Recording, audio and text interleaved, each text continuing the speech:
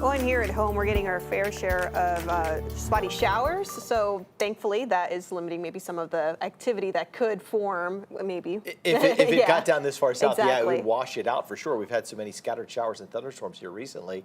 Looks like we're going to continue that again tomorrow. Right now, anything that moves through Smith County, Tyler, Longview, and Gregg County, Rusk County is now moving south, even out of Cherokee County, heading into Angelina, parts of Trinity County. Got another little thunderstorm over there in Anderson County. These are essentially going to rain themselves out over the next, say, hour or so. So we're pretty much done with the rain today. Here's the Tyler camera, and today's thunderstorms as they rolled through.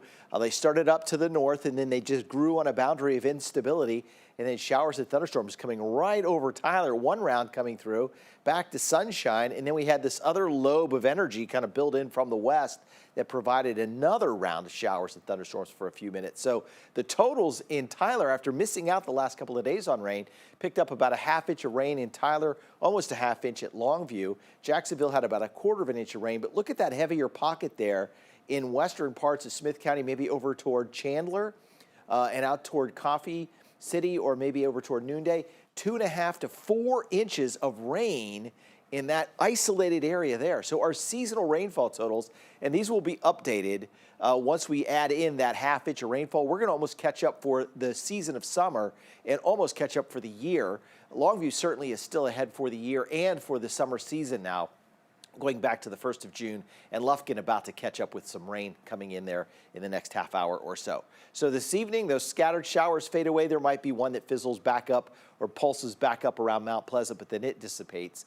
And then tomorrow, I think it's pretty similar, maybe even more widespread. I'm going to go with a 40% chance of rain tomorrow. And then Friday does look like a hot day. Temperatures around 93 to 94, mostly sunny skies. Thunderstorms off to our east, and then watch what happens here Saturday morning. Now, this is unfortunate for the Jacksonville Tomato Festival because we have this large area of rain and thunder moving in Saturday morning into Saturday afternoon, and it brings with it the threat of severe weather. We haven't had this very often recently, but we have a chance for some gusty winds and some large hail, and because of that, we're going to issue a CBS19 Eye on weather day for Saturday, with large hail, damaging winds being a possibility, and it could come in 2 rounds. One in the early afternoon, and then another one coming in perhaps late afternoon or early evening Saturday.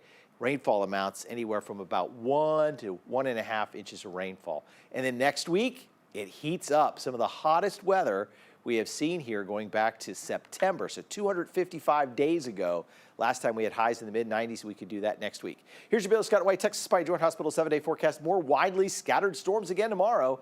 92 the high, isolated thunderstorms Friday. Severe weather Saturday, possible. Rain likely. Warming back up on Sunday. Isolated thunderstorms ahead of that heat as it heats up next week. Hottest temps in months due in here by next Wednesday.